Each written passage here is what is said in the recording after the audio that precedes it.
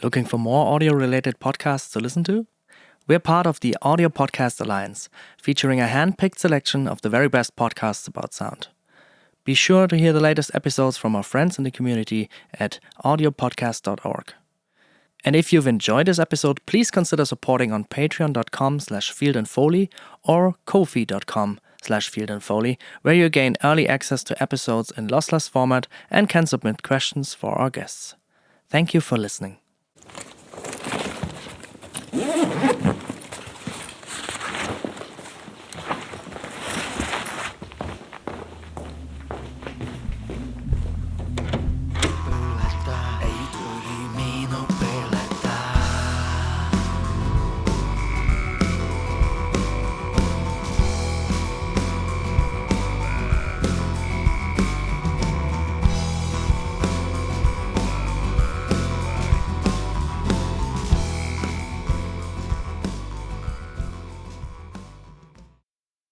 Hi, I'm Ben and welcome to Field and Foley.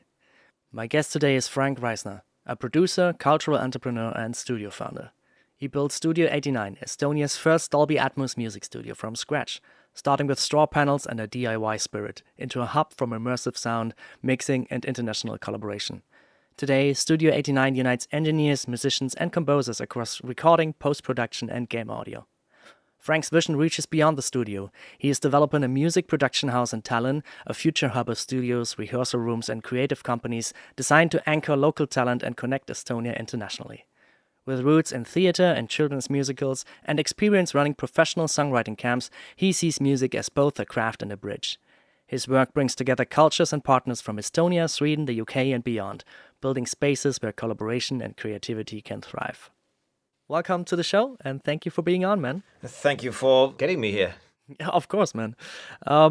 Just the first thing I'd like to ask you right away is what led you to wanting to build your own studio from scratch? I already know the story, but my listeners don't, and it's a pretty good story, so yeah. My whole family is from the music sector. Each of them have a different two my mother was a classical musician, now teaching children. My brother won, I think it was 2 times, like the best guitarist in Estonia competition, and started Estonian music export office. He had a huge team, and now he is not the director of it anymore. He has moved on. But this thing lives still. My sister is a rock singer, music composer, well, basically singer-songwriter. Writes a lot and does her own orchestrations. And I come from that sort of family. So how the hell I wouldn't be a part of the music sector? I tried though, but because I tried to do a real job. So I went to study IT, and then I went to study Middle Eastern culture, which I loved because I love culture, history and art and everything, and languages, and something Middle Eastern pulled me a lot. And I guess music pulled me a lot harder. So I ended up here. Pulled you back in. Yeah, I'm a theater kid by birth. Since my mother has always done also children's theater. That's how I think they started out with my father way back when. And so I grew up behind the scenes, behind the stages. Later on, they made their own school. I studied there for a long time. And at some point, because of different reasons, I started making music for them, because they make musicals. Yeah. And children education sector all over the world is not something that you can make money with. So I thought I have this passion, I can help them out. So I started helping them out slowly, and at some point it became more and more, and now I'm doing all of it. I'm doing all the music for them and all the voiceovers, and they make films now. It's a children's film, nothing professional. It's just for children to get a try their hands on movies, which is a really really cool thing. And so I helped them out, and actually I found half of my team that way. Now half of my team is we're all sort of from the same place. And yeah, at what point then did you decide to like build your own studio just for yourself and just build it by scratch? I mean, I know you've that had was a studio before, right? But So I started out from my bedroom, as most people, right? But me too. because like I needed a place where I can make music to a theater, to my mother, and it slowly began to grow. I started receiving clients, but receiving clients to a bedroom is sort of inconvenient to everybody. Yes. It's a nice small place, and at some point I had a possibility to create my own studio rooms to some place that later on turned out will be demolished, which nobody knew. And I was devastated because we were 1.5 years into that place, and I invested everything I had, which looking around now, it wasn't a lot at all. But I was happy, and it was my place. It was hand built by me, so I put a lot of heart in it and effort. And when they told me that this building is to be demolished, I felt like jumping off a bridge, which I didn't, but it feels like being homeless. Like if having everything and then losing everything in 1 second. That's how it feels. So, and I had those experiences also working with other studios. That I mean, if you're not the top guy in the other studio, and some important session goes in there, they might overwrite you and they might not tell you. So I had this experience with one of the studios that I had a client coming in. Actually, it was a band consisting of different people from different countries, and they flew in. They did their rehearsals, ready to go, and just had a feeling, gut feeling, 12 hours before. So made a call and listen. So tomorrow we're coming. Could I have just to like sort of confirm that I would have a assistant also from your side. The guy goes, "Oh, but your booking isn't on. There's something else." And I was shocked. And how is that possible? So, sort of, I guess it was. I don't know. I don't know. I don't even want to speculate what happened, but it happened. So then, sort of, I wanted to create something that sort of thing wouldn't happen.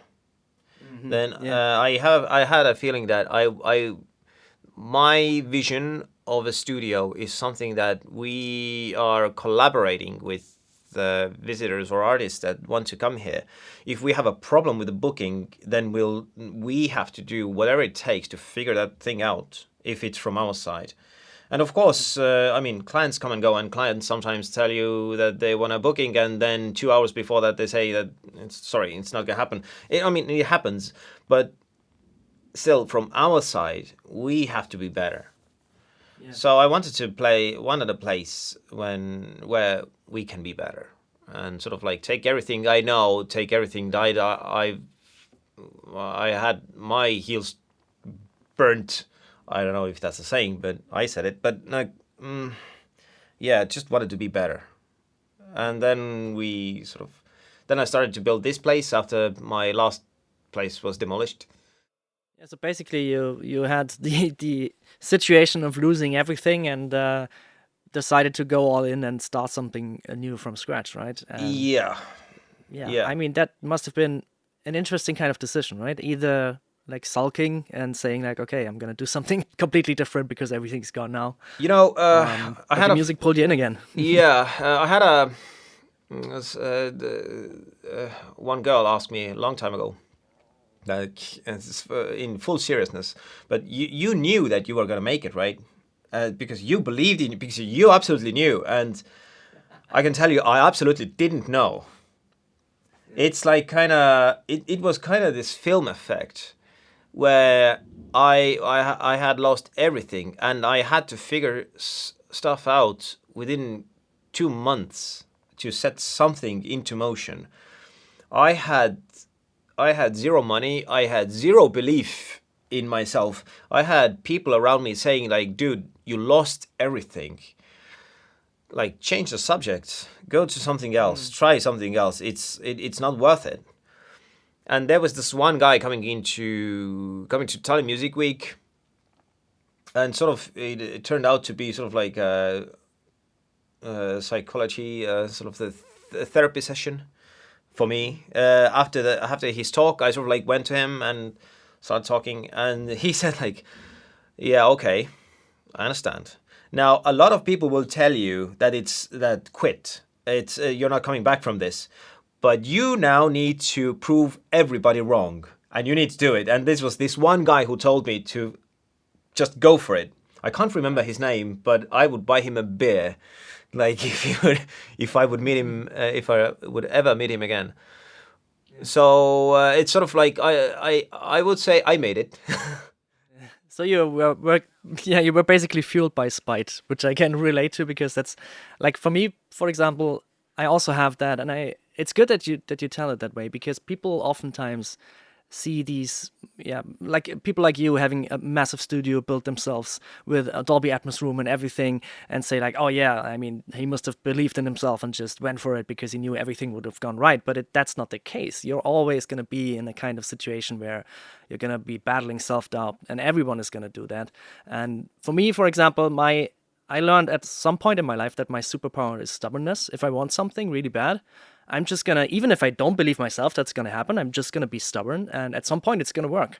I don't know how it's gonna work. It might turn out something different, or different than I imagined, but if you keep at it, it doesn't matter what you want to do. If you keep at it, you can reach that goal. I mean, of course, that goal shouldn't be something like, I'm going to be a world famous actor. But if you want to be an actor, you can be an actor. You just have to put in the hours.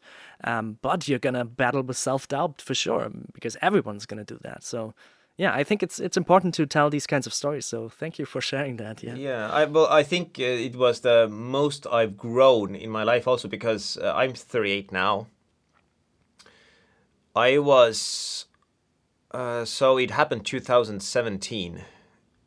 So, oh my God, I was 27, 28, like something like that. So I can't remember, I started building this place 2016, I think, and we opened it 2017. And it didn't look like that, like it does. Well, it kind of looked like that, but we didn't have the Dolby ATMOS room, and it was 2 speakers on a self-made desk and everything. I mean, when you're in this situation, you have to make it work. Whatever. And I had a couple building plates, sort of the wall plates that goes into the walls. So I had a couple of those just left over from the construction team, and I just purchased the cheapest legs, just screw them on, and that was my studio desk for the next freaking years. And after some point, I built another one, a better one. So, but everything is still like very DIY. But if you learn, if you read through more gear space, and then your DIY can sort of, level up. Yeah, and speaking of DIY, you told me about that you have like built straw panels in your studio, and I was really interested in that. So I would like you to just tell us a bit about that. Oh, okay. So when I had the whole thing with last studio being demolished and everything, so my last studio was built by me and a couple of my friends. We, as usually we do it, like you just buy your wood and screw everything on and like drill and but these rooms I got were bigger. Last ones, my first studio was 80 square meters altogether, all rooms. This is 162 square meters, and now plus my office, so it's like 180 altogether. It's different building 160 square meters of 1, 2, 3, 4, 5, 6 rooms, plus a corridor. So I took a construction team, and and promised everything for them also. And luckily, I stumbled upon this construction team who is bringing in straw panels, and they I never heard of this material before, so we made a test. We built a giant 1 cubic meter box, and I took just a regular speaker, put it inside, and just played loud music through it, and tried to measure what comes out of the box. That was our test. There was nothing really scientific. I just wanted to hear, okay, what's going on. And it turned, like, I was impressed, worried, but impressed. And then we tried a couple of things. So we put some gypsum board inside also. So we tried to figure out how we can make it thicker, because, of course, it blocked out a bunch, but not everything. So what more can we do with a very small space? So my aim with it was, by then I already knew I'm gonna go with the straw panels, but how thin can I make the studio walls so it will still remain soundproof, or at least soundproof enough? Because if I shoot a cannon in one of the rooms, I'm pretty sure it comes through. If I shoot a gun, it doesn't come through. I mean, it's the levels are quite good, the isolation. But the straw panel thing, yeah, I was pretty impressed with it. They actually have a test which they always make. I love that test because I told them to make this box bigger. So they built this box with some measurements, and they do the same thing as we did. They put a music inside, and they close the lid under everybody's eyes, and it like silences. So it's that good, and it's very impressive. And people sort of, it's a conversation piece in all the messes. But yeah, I stumbled upon that. It's a very cool material. It's self-carrying. I don't know if it's a correct term, but basically you just put it upright. It doesn't need any supports. You just put it upright. You put another wall, put in screws, and it will hold itself in place. If you put some if you put a structure behind it also, then of course you can put some wool in and some other wall hangings and whatever. So it will just make it stronger. But by itself, they built 3 of my recording booths within 1 day. Nice. Like the outer boxes. Yeah. So because it was pretty funny also, because like they just put the walls up, screws in. One guy went in before the last panel went up, and then it was a lovely picture. Then a motor saw came on, and the guy just like cut through with a motor saw. So it was a pretty epic scene. I might have those videos still somewhere, but it was this is how they and it became a door with a motor saw. It was great. But altogether, I still built this place for a year. And when you then decided to build your rooms, you decided to build a Dolby Atmos room, and I wanted to ask you why did you decide to do that? What made you think like, okay, Dolby Atmos is something I want to have in there? Because it's still, I mean, it is not that new now, but it's still, at least from my knowledge, not used as much in music. So yeah. What was your thinking behind that? It came from Tallinn Music Week again. Just sort of like what Tallinn Music Week is a music festival that also includes panelists and music business meetings and everything. And one guy made sort of like this Dolby Atmos small room or presentation, what it is, because I wasn't too much into it. I didn't know much. My team knew, and they went like, "Listen, we need to go there, and we need to just like try it out and see what's up, because it's something new, and we need to like we need to figure it out." And we went there. Just need to be informed, yeah. Yeah. So we sat down. The guy played some music, and it was pretty interesting. I think I sat on the wrong place, and it wasn't.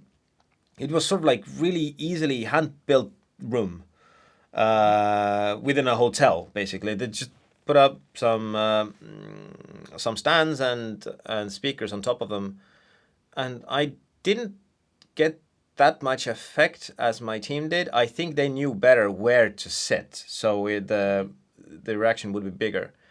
But I saw their reaction, so I thought, okay, since I have a really good relationship with my team, because like I'm here, but they came later. But without them, this place wouldn't be here. I owe all of it to them also, because if I run into hardships, they are there, and I trust them a lot. So they said, listen, we need to look into it. And then I have this really, really smart tech guy called Rauno. He's almost like a cyborg. So he had an idea, I had an idea, but by arguing a lot, we brought those ideas closer together until it sort of like unified, it became one. So basically we argued so much that all the flaws that we could found with each other, we sort of like had to sort of like boost those places until we found this one unified path, and then we created it, and then it became the Dolby Atmos. And here, when we got the calibration, then I understood, like, holy hell, wow, that's cool. And now I understand. Now I understand why I made this Dolby Atmos room, because it was primarily my team's idea to do it. Mm-hmm. I didn't understand it before, but I am fully thankful that we did, and we took the risk. We took a huge risk with this, financial one also. Yeah, and because when I love listening music in Atmos, and I do it in earpods also, and earphones, and it has this different depth. Somebody said it's absolutely a different mix, which is kind of not wrong. Yeah. But how my understanding what Dolby Atmos is emotionally, it's when I write music, I imagine music in my head. It doesn't have dimensions. It's a world. And my problem is when I have two speakers in front of me, it's like 2D canvas, but my brain works in 3D, and I have to project something into this 2D form, and I have to mimic something that goes on in my head that's actually unmimicable. So I try to find those fancy toys and ways to make it somehow ring in a room. So it's like watching a movie with 3D glasses. It's not 3D, but we're trying to fake ourselves believing into 3D. So it's kind of like that. And you might not like it, but you might like it. But when I make this music, and now it's the room starts living in Dolby, in surrounds in this room, I don't project it into 2D.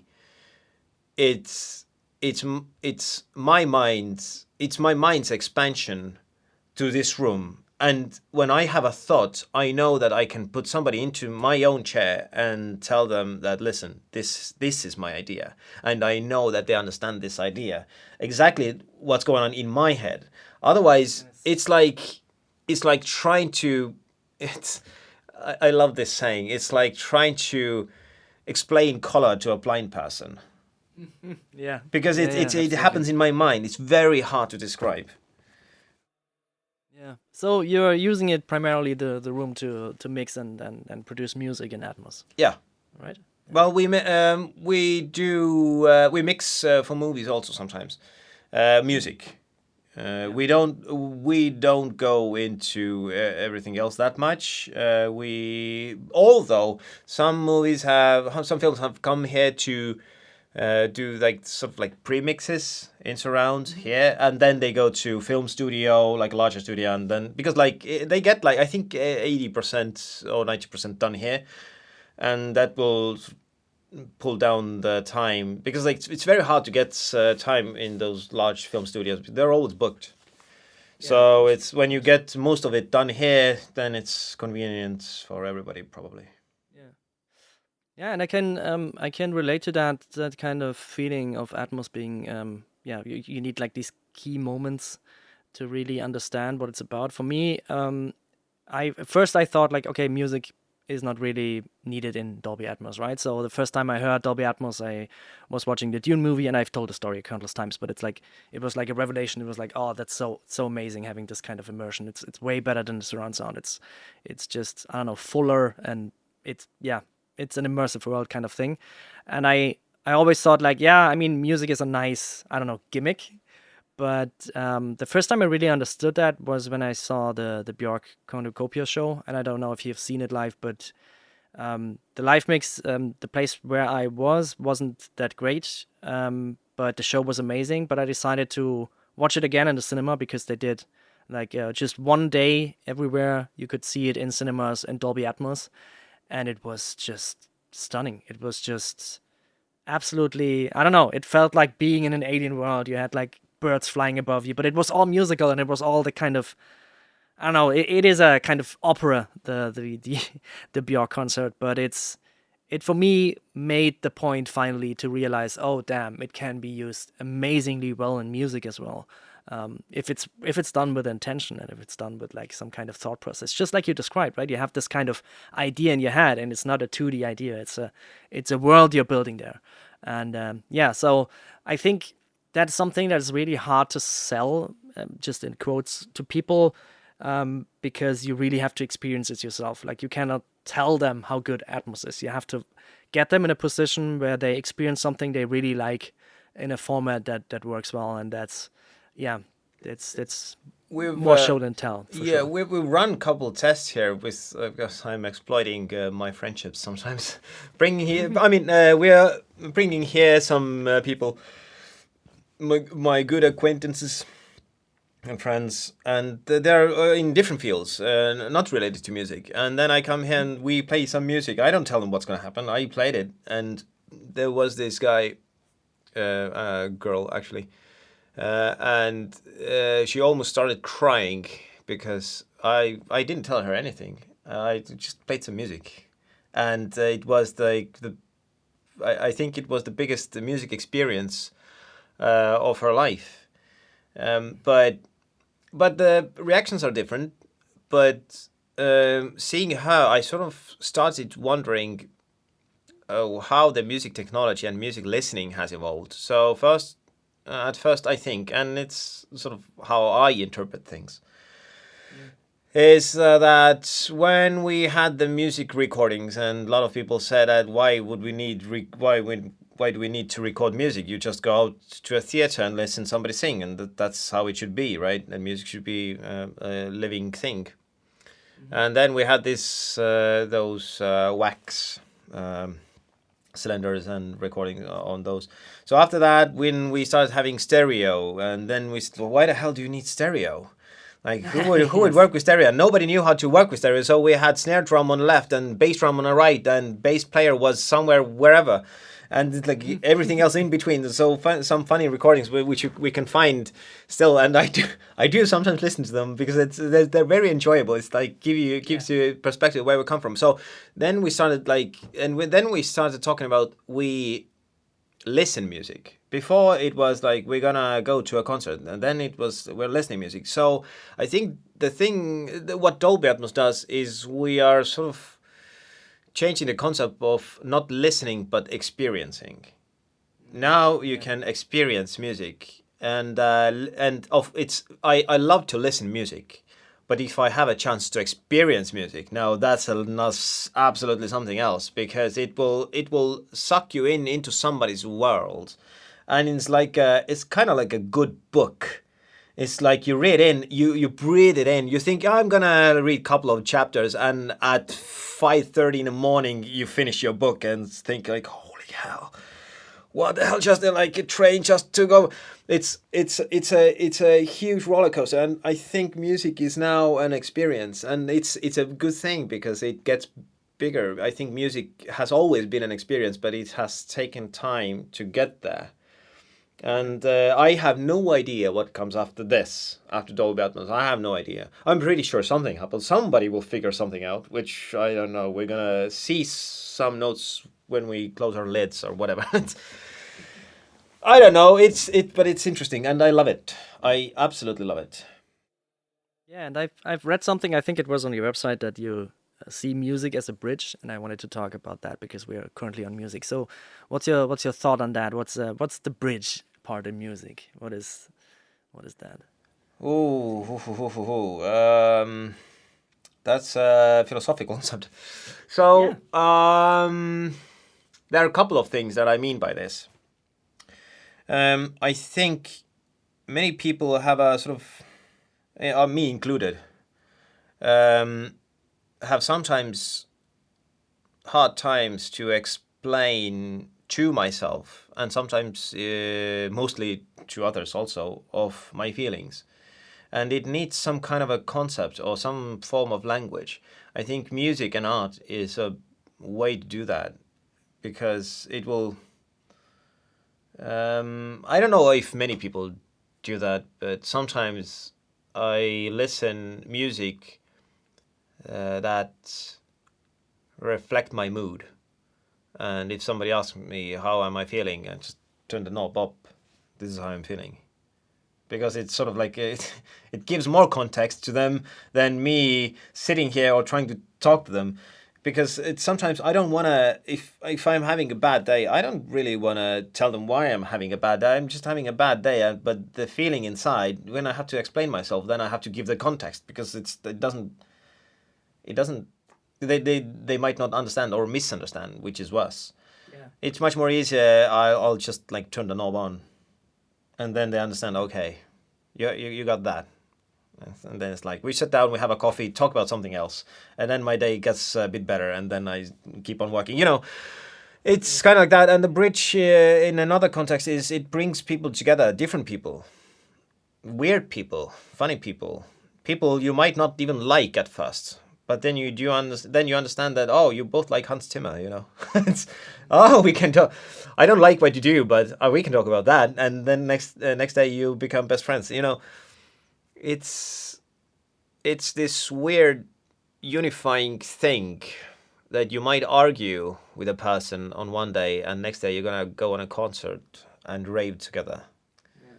So I think it's a unique communication form that Yeah. that doesn't even need words. Yeah, I mean, because words are sometimes just not sufficient, right? Because you're trying to find words that, just like you said, sometimes you have a very specific feeling, and you sometimes need to even explain it to yourself. And yeah, music helps with that, because there are so many unsayable things in there, but that can be feelable and transportable by music. Well, And yeah, when we talk about, let's say, therapy sessions with your friend. So let's say I have read a library of books and novels and like everything, and you have read a couple essays, right? And then I try to explain you what I'm feeling, and I'm using all those fancy words. So we have a sort of we have a transmitter and we have a receiver, but the problem is the transmitter is way higher frequencies than the receiver, so we have a problem here. You're trying to understand me, but it's very hard for you because my language concept is very different, and for me it's very hard to tune down the language concept. So we need something else, some other medium that doesn't always need so much time to get into it, because reading takes time. Music, like listening music, it doesn't take as much time. And unless you're gonna go into very deep of some interesting music that's like very, very extensively hard, then you don't have to be a musician to understand what's going on. yeah, And that's the bridge thing. that's a very good way of putting it. Yeah. And yeah, when we're on the topic of music, maybe we can talk about specific things you like. So I'm going to ask this question, and you have time to think, and I'm going to start with mine so you can fester on it a bit. So the question is, what is one of your favorite albums and why? I mean, there are many, many things there, but yeah, maybe think on that while I'll tell you about mine. And one of my favorite albums of all time is from a band that's unfortunately not around anymore. It's called Aerogram, and the album is called Seclusion. I'm gonna send it to you later, and it's just like a it's a whole storytelling. Like the whole album from start to finish, you have to listen to it in order, and it's all flowing together. And there's so many complex feelings in there. And I listened to it at a time where some of those specific things explained to myself what I was feeling, and so that's why I thought about that right away. And it's interesting. For me, at least, the bridge part is also something of you are having a kind of connection with an artist that you've never met before and that you might never meet, right? They explain something to you, explain feelings of yourself, or even what's even more important to me is like, now that I'm hearing this track, I know that someone is feeling the exact same, very specific, weird kind of emotion that I have. So I feel less alone. I feel more understood, and that's something for me that's the most magical thing about music, having this kind of, oh, someone is going through a very complex emotional thing that I'm also going through. I'm not going to be the first, I'm not going to be the last. And just this connection, having this connection with people, even through like not having a connection at all, just by music, is something that is just magical to me. So yeah, if you have something on your mind about like what's one of your favorite musicians, albums, tracks, whatever, always happy for suggestions. I have two, which I tend to go back to from time to time. Although I listen to film and game music a lot, I tend to always fall back on Sting. One of them is the Dream of the Blue Turtles album.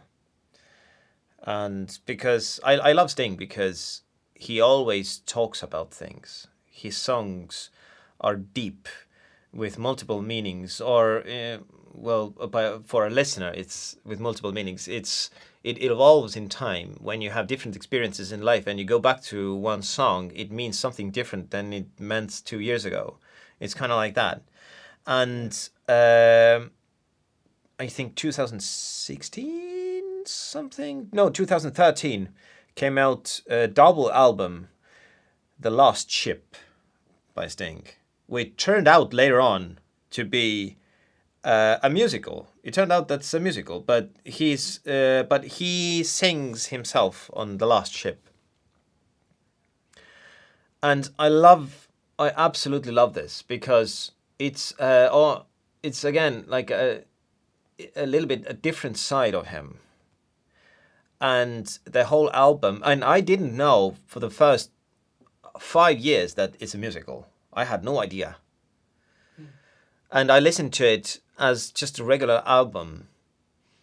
And it had stories. It had a beginning and an ending, and all the stories within this album came together. And I value that concept a lot. When musicians, because there are other albums like that are not musicals, but it's so well thought through that when you start listening an album, it's a story. It's a story of someone's life. And when you start listening to it, you sort of get a deeper knowledge from that person, or you get your own perspective of this person. But at the same time, you have a possibility to reflect on yourself of what those songs mean to you. But it's like one of like the small stories that become one huge story. It's like a book and chapters, and I love that. And those kind of albums that are just not songs, that's like a huge story, I usually cannot stop unless it's finished. And I start from the first song and I listen to the very last, and it rarely happens. Somebody has to intervene, or like something has to go wrong that I stop the album on halfway through. Yeah, I know exactly what you mean. Yeah. Yeah, it's like with certain films also. It's like I love the old West Side Story film, and when that comes on, I will be late on my date. It's my night is ruined. Because if it can come on random place, but I'm stuck. I can't leave. And there are many such movies, but it's good storytelling. I guess I guess it's about good storytelling, and in whatever medium. If it's a good storytelling, then you got me. Yeah, for sure. Yeah, and then speaking about like your storytelling, what is the project that you are most proud of that you've made so far? The studio itself. Because I'm here to say I survived. Nice. It's my baby. Of course, and musical projects within that. I am proud of all of my projects. I take those very passionately, even the ones I make with children. Um, because now, I mean, the studio is in a place where we have cool collaborations. I have a studio band with pro musicians. I have a collaborations with an orchestra. I can use classical musicians here, and so we are making children's music with professional musicians who come together to make like something really crazy. And if I put side to side, let's say Little Shop of Horrors musical soundtrack and one of our own, you probably can't tell like which one is made for children and which one is not, because it's it's on that level, and I love that because it's children's music, but it doesn't have to be simpler than adults music. Absolutely. So Absolutely. yeah, I tend to be very proud of everything. Of course, I get tired, and at some point I'm gonna be like, oh fuck, I hate it. I hate this music, and then I take a break, and like let's say 3 months later, I come back. Okay, that was really cool. I love that. It's just like being overwhelmed at some point, you know. Sure. And I don't know if I have a like absolute favorite. They're all my favorite. I love the experiences. I love the experiences with musicians. I love working with musicians because it's a project. It's like a teamwork. It's a team effort.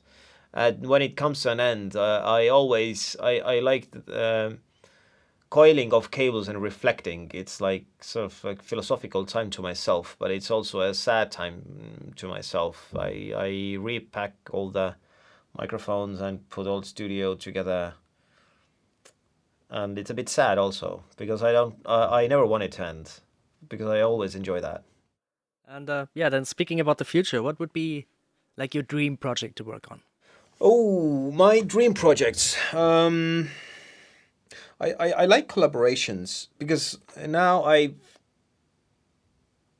met different people, different wonderful people, like top level musicians and engineers here, and they're so nice. And I guess my hopes for the future would be that I could collaborate, even doing something really small, like I don't know, clean the vocals or bring me the coffee. Yeah, sure, I can bring you the coffee.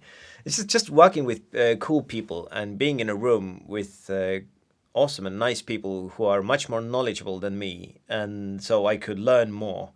Because I've understood that this world is so big and there are so many cool stuff you can make in really creative ways, usually with things that are not meant to use in that particular way. And it's Yeah. awesome to see how people sort of do stuff. Um, it's just awesome to see how people are doing stuff and learning from them and collaborating with them. I hope my future is with people and not as individual. Speaking of which, you should come and visit. Then we can make something together, you know. Of course, yeah. I just wanted to say I'm very much looking forward to the day to visiting your studio and do something because, and yeah, just like you said, like doing stuff with things that are not meant that way is basically sound design in a nutshell because we're always like banging things together that shouldn't be banged or just scraping on stuff or using, I don't know. I've used a balloon once for a voice of an animal and it's like just squeaking and stuff like that. The playfulness of it all is just wonderful. Yeah. I do hope I could get into game music because a bunch of us. It's weird because I have a team. Most of us have a IT background, I studied in university. The other guy here studied in university. One guy didn't study in university, but he's a top-level programmer, programming to some Nordic. Game audio is different from the regular music in a way that there's a possibility to work with kind of more creatively. It's more tricky, and we love solving problems in weird ways, and it gives this opportunity.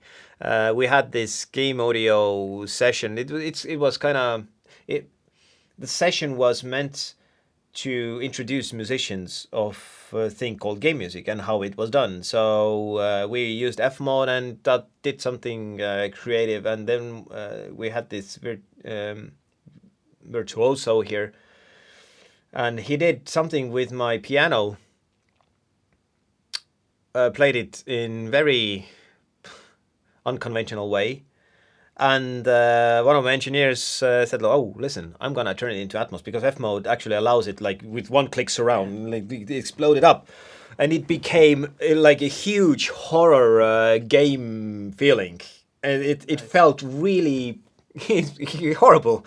And like other musicians who haven't experienced, because musicians usually tend not to play games, they don't really know, and they were like, "Whoa, what's going on?" And it was intense, and I love the reactions and people. And then we got some gaming industry people from Finland here also, and they were impressed by this, and so it was all good fun, and I love doing it. And yeah, we do have one game in the other room going on. I don't know if they released it yet, but they worked on it. But we want to get our hands into more, and sound design and music, and even if it's a small stuff, but getting into that. Game music seems really, really fun, particularly because we're gamers also.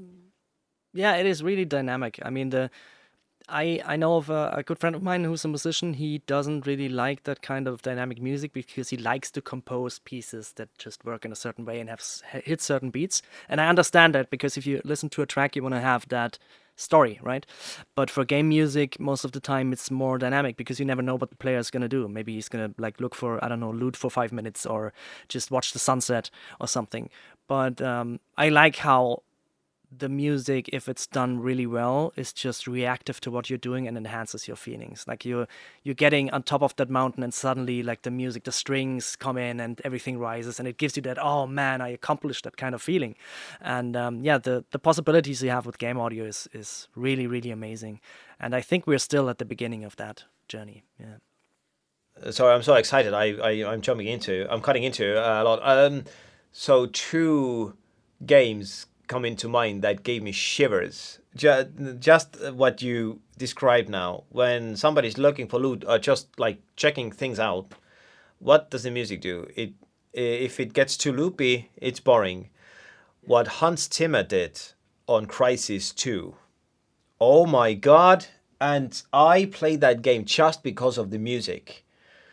And I went back and forth between the basic levels there, and to understand how it changes, how it's possible to make the change so dynamically, and as it was composed in that particular. So it's like by your movement, you're directing the orchestra to play the thing and it was crazy. And the same thing, Bear McCreary, what he did on God of War. Oh yes. Oh yes. my god, and that's amazing. Yeah. That's I can't describe how it touched me. I loved it. I think 2 people I would love to meet in my life would be Bear McCreary and Hans Zimmer, because like just have a coffee with them and just talk about music and generals, like stuff of how the mind works and how you can approach things. It would be that would be pretty cool dream to sort of achieve. Absolutely. So that's a dream project. We're giving that right? That would be a dream. I could bring coffee to Hans Zimmer or Bear McCreary. For sure. And yeah, before I forget, because I always ask this question, and I'm really interested to hear your version of it. And I always ask this: what was the first thing you ever recorded, and why did you record it? Oh, that's a story with this. So, okay, beginning of the beginnings. So, when I was a theater kid and part of the theater, we did. But well, then I didn't do anything related to music except I sang on stage and did the part I was told. I played my part in a theater, and of course we did our fair share in studios. I've lived in studios, you could say. So I've been behind mixers. Well, not being behind mixers, but I stand beside them and see. And all the faders have always looked good. At some point when I was 16. We had a studio session, and the producer, who is also an excellent musician, there was something specific that he needed to do while recording, but you can't record yourself. Or you can't hit record and then jump into another room and try to execute, right? So he said okay, dude, it's very easy. Sit here, press that button, that red button. But I watched I was there for the last 3 days and picked it up that okay, this button does this and this has a play knob on it, the play mark on it, so this probably is play. And I could figure out the concept, so I went yeah, sure, jumped in, pressed record, and then okay, talk back. Yeah, oh, that button. So shall we go again? Yeah, let's take 2. Okay, take 2. Going, record. So it kind of went really fluently in that sense, but that wasn't my recording. That was sort of that gave me, I guess, the seed that sort of in the background, far background, began to grow. My very first recording was because of the same guy. His studio or his something got hit by lightning, so all his servers and gear was destroyed in the night before. We had to have a theater recording, which was like a choir recording. It was big recording. So in the morning we got the call, and listen, I don't have a studio. And my mother looked at me, I don't know what we're gonna do. There's no other time we can make it. It has to be today. We don't have a studio. We don't know where to go. And I was like, I can do it. I was at high school, I think. And we went into this theater. She organized my first Cubase. I can't remember the number. I think it was maybe 5. From somewhere, I don't know how. She got me, so I installed it. I had no idea how to work with this. I've seen it on when I hit the record. That was also Cubase, but I hit the record. I didn't touch any buttons or inputs or outputs, so I had to figure out. And then was this thing called sound card. So okay, I have to plug it in. So logically, because it was pre-YouTube times, you didn't have any tutorials. I had to figure that one out. And people were waiting and said, yep, just about it. Yep. It's like with full confident face and shitting my pants in the other side of the glass. And it was so tense. It was first of my many tense moments. Yeah. And somehow I figured out, okay, some panel input. Okay, this name is the same that on the it's on the sound card. Okay, I think it's input 1. Oh yeah, input 1. How can we get the music out? Okay, where's the output? It's kind of like that, and we figured it out, and we got it done fairly okay. They could use it. That was my first recording session. Nice. So nice. Me, I think I lost quite a few pounds by sweating because it was intense. I just tried to be a good guy and save the world. And I sort of managed, but after that, it turned out the Cubase is fairly simple because it shows that under a certain amount of stress, when you have a sort of figurative gun to your head, you are able to learn quite a few things quite fast. So it's Pressure makes diamonds, yeah. Yeah, I mean, it was the same thing how I built the studio. I mean, because the time was an issue, and there was a figurative gun in my head, and I had to make it, and nobody believed in me, including me. So it was the same thing. Nice. So those are the biggest. Those are the biggest sort of failures, and also climbs. Sort of you have to figure it out, and there's nobody helping you. You just have to figure it out right now.